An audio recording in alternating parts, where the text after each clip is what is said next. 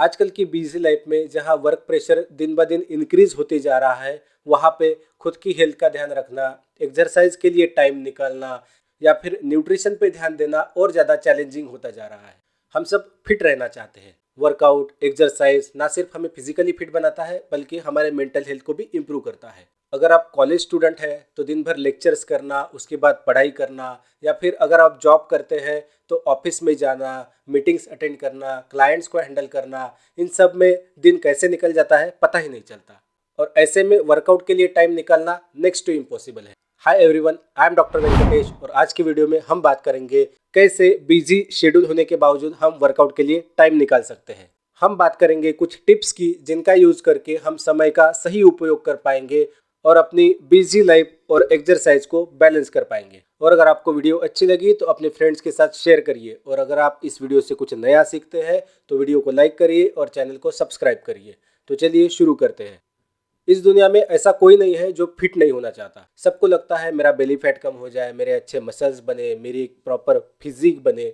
लेकिन हम जब लोगों से पूछते हैं कि आप वर्कआउट क्यों नहीं करते, अपने न्यूट्रिशन पे ध्यान क्यों नहीं देते, अपनी हेल्थ को इम्पोर्टेंस क्यों नहीं देते, तो सबका एक कॉमन आंसर आएगा, मेरे पास टाइम नहीं है।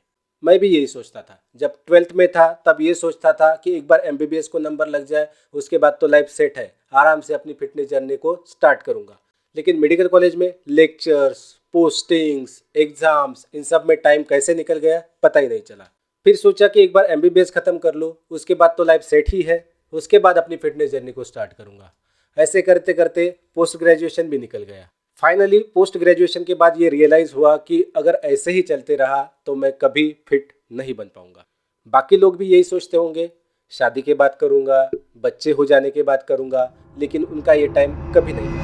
ऐसा नहीं है कि फिट रहने के लिए लोग कुछ नहीं करते। मोस्टली फिट होने के लिए लोग शॉर्टकट्स के पीछे भागते हैं, लेकिन जो चीज़ें उनको लॉन्ग टर्म में अच्छे रिजल्ट्स देंगी उन चीज़ों के लिए वो टाइम नहीं निकाल पाते। तो फर्स्ट टिप, टाइम मैनेजमेंट। क्या होगा अगर आपको मैं बता दूं कि फिट रहने के लिए या फिर अपनी बेस्ट शेप में आने के लिए आपको वीक में सिर्फ 2 से 3 घंटे देना है। एक स्टडी के अकॉर्डिंग अगर हम हमारी मेजर मसल ग्रुप्स को वीक में सिर्फ 2 बार ट्रेन करते हैं तो भी हम एक अच्छी फिजिक अचीव कर सकते हैं।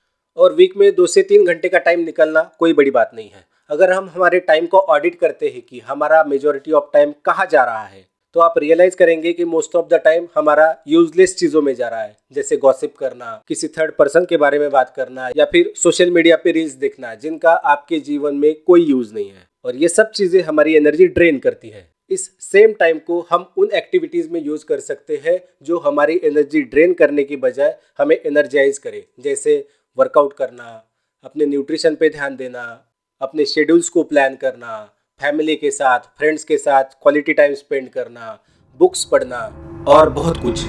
तो वीक में सिर्फ 2 से 3 घंटे निकालने हैं, या तो कॉलेज जाने से पहले या फिर ऑफिस में जाने से पहले, जिससे आप पूरा दिन एनर्जेटिक भी फील करेंगे, या फिर कॉलेज से आने के बाद या फिर ऑफिस से आने के बाद। लेकिन टाइम फिक्स होना चाहिए, नॉन निगोशिएबल। जैसे आप मीटिंग्स अटेंड करते हैं, लेक्चर्स अटेंड करते हैं, सेम वे आपको वर्कआउट्स के टाइम भी फिक्स करने हैं। Second tip, setting goals. जैसे कि मैंने पहले बताया कि आपको वीक में सिर्फ 2 से 3 घंटे का टाइम निकालना है।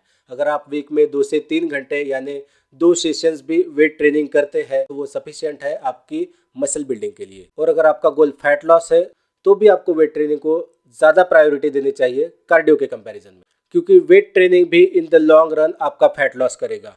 नो डाउट कार्डियो के अपने बेनिफिट्स है, लेकिन रेजिस्टेंस ट्रेनिंग भी हमारी हार्ट हेल्थ को इम्प्रूव करता है। तो कार्डियो के बेनिफिट्स आपको वेट ट्रेनिंग से भी मिल सकते हैं। कार्डियो के लिए अगर आप अलग से टाइम नहीं निकाल सकते तो इट्स ओके। हर मेजर मील के बाद 10 से 15 मिनट का वॉक, या फिर कॉलेज में या फिर ऑफिस में वॉक करके जाना, या फिर साइकिल का यूज़ करना, स्टेयर्स का यूज़ करना, इन सारी एक्टिविटीज़ को यूज़ करके भी आप अच्छी खासी कैलोरीज बर्न कर सकते हैं। और कुछ दिनों बाद अगर ऐसे आपको लगता है कि आप और ज़्यादा टाइम अपने वर्कआउट को दे सकते हैं, तो रेजिस्टेंस ट्रेनिंग के बाद 20 से 30 मिनट का कार्डियो या फिर हाई इंटेंसिटी इंटरवल ट्रेनिंग आप कर सकते हैं।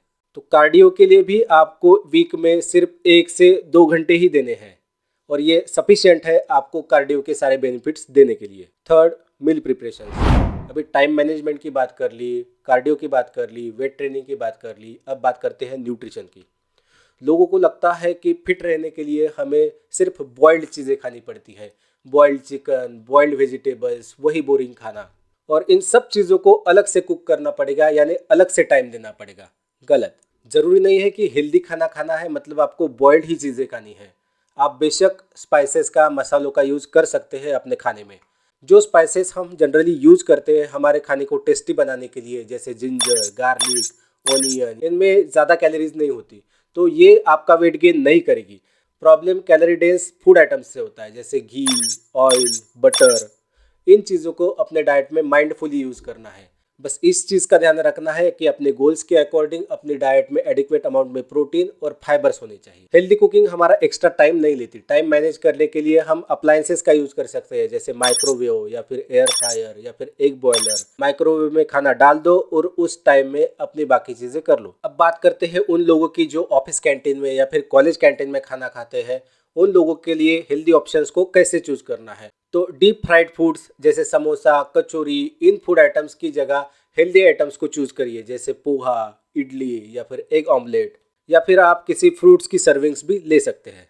घर में भी हमारे हेल्दी फूड आइटम्स का स्टॉक रेडी होना चाहिए, जैसे एग्स, वे प्रोटीन, वेजीज, एग्स, दही, छाछ, ताकि जब भी हमें भूख लगे तो हम अनहेल्दी चॉइसेस को अवॉइड कर सके और हेल्दी फूड आइटम्स को चूज कर सके।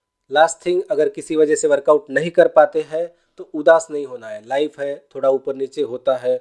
अगर मॉर्निंग में वर्कआउट नहीं कर पाते तो इवनिंग में करिए। कंसिस्टेंसी ज़्यादा इंपॉर्टेंट है। Consistency is more important than perfection.